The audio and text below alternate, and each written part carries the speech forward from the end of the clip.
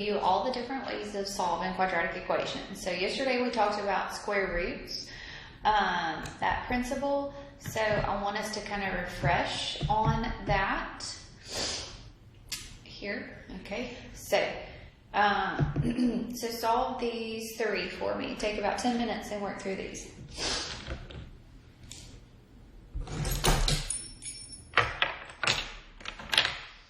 Okay, so remember we want to isolate the square term, okay?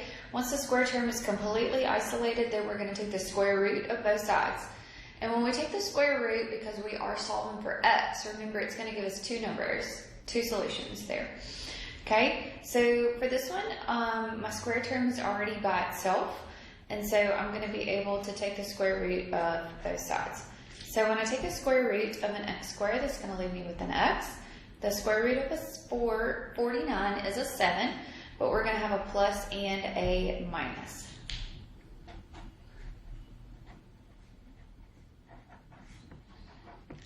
Okay. All right, let's look here for this one. The square term, all you have is numbers. You have numbers and you have the square term. So I want to get my square term by itself. So I'm going to add 8 to both sides because I need to get that square term by itself. Okay, so when I do that, I'm going to have a 2/3 x squared is equal to 46 plus 8, which is a 54. The square term is still not by itself, so I am going to multiply both sides by 3/2. So I'm going to have an x squared is going to be equal to 54 divided by 2 is going to be 3, which is an 81. Now, the square term is completely by itself, so we are going to take the square roots of both sides. So we're going to have an x, and then the square root of an 81 is a 9. But I'm going to, since I am solving for x, it gives you a plus and a minus a 9. Okay, so for number 3, we'll do the same thing.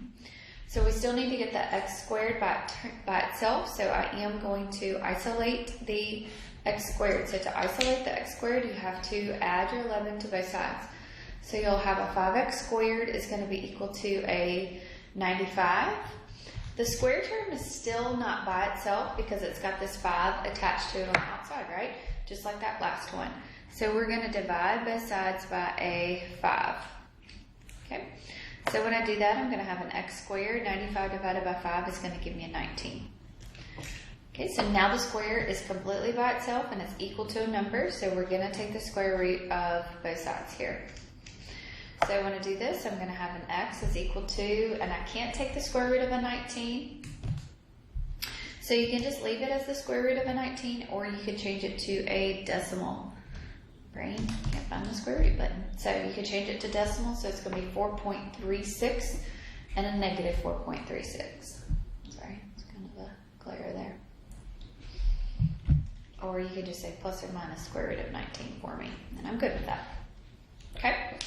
All right, so today I want us to look at all the different ways of solving quadratic equations that we've talked about. Solving quadratic equations take on different possibilities, okay? And there's different ways. Okay, so the first way that we talked about was with factoring. Okay, you can only use this method if the quadratic can factor.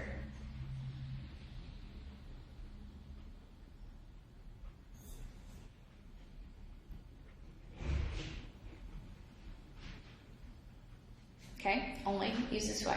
So everything must be on one side. So that means you want to get the quadratic completely by itself, and it's going to be equal to a 0. You're going to factor the quadratic and set the factors equal to 0 and solve.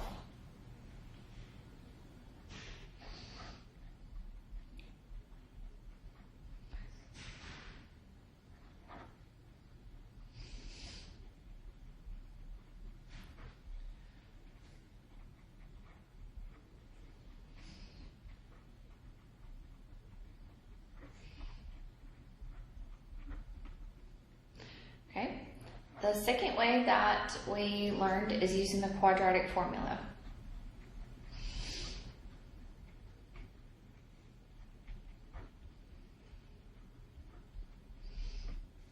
You can use the quadratic formula on any.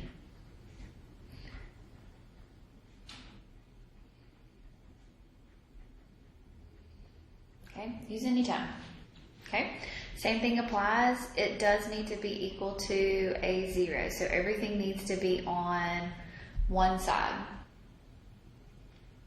Okay, and remember we'll have a negative b plus or minus the square root of b squared minus 4 times your a times your c. And this is all over 2 times your a. So you're plugging in the variables, the numbers that are in front of your variables.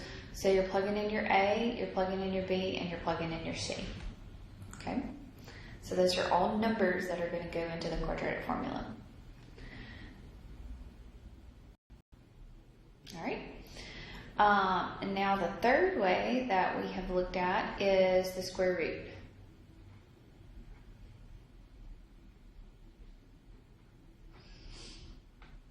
Okay. Only use if you see a x squared and a constant. So if you have the ax squared plus your c, that is the only time that you are going to use the square root. Okay, so these are our 3 different ways of solving quadratic equations. Factoring, only if it factors. It's only some that can factor. Not all of them can factor. I would not spend too much time trying to factor. Like if it was huge numbers and you just were struggling, then I would move on to using your quadratic formula, because the quadratic formula can be used with any quadratic equation. Okay? Square root, solving using the square root property can only be used if it's a square term and a constant. So remember, you're going to isolate square term,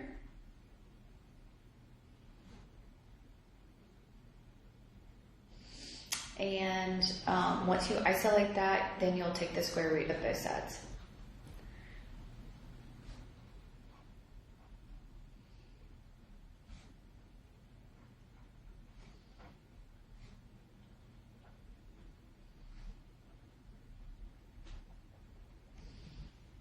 Okay. So let's just kind of freshen our memory on factoring there. So I have this little review sheet for you on, and this is posted, so you could be able to work this one. So let's go ahead. Let's just do number 4 here. Well, no, let's do number 2. Let's do number 2. Number 2, if I wanted to solve this one by factoring, I first need to move everything to one side. So the first thing that I'm going to do here is I am going to subtract an x squared. I'll be able to combine it over there. So 10x squared minus an x squared is a 9x squared minus a 25 is equal to a 0. I want to factor this one, but you can look at that. I could actually do what there? I could use the square root property, but it's under the factoring column there.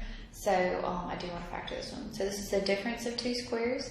So that factors to 3x minus 5 times 3x plus a 5. And then we'll set each one of these equal to a 0. And we'll solve. Okay? We've done those square roots. Let's do this quadratic formula one. Down here, let's get down here and do number 10. Okay, so quadratic formula, so my A is going to be the 4, my B is going to be a -6, and my C is going to be that -5.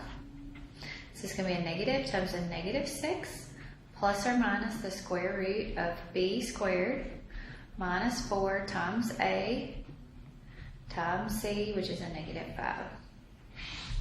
All over 2 times your A, which is a 4. So it's going to be a 6 plus or minus a 36 plus an 80 all over a 8 here.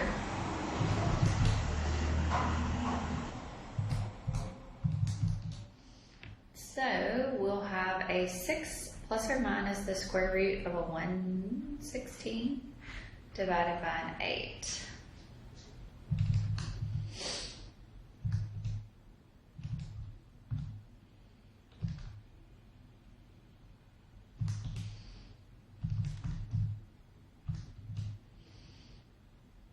Okay, so the square root of a 1/16 can be broken into 2. So this will be square root of 4 times the square root of a 29. Square root of a 4 is a 2.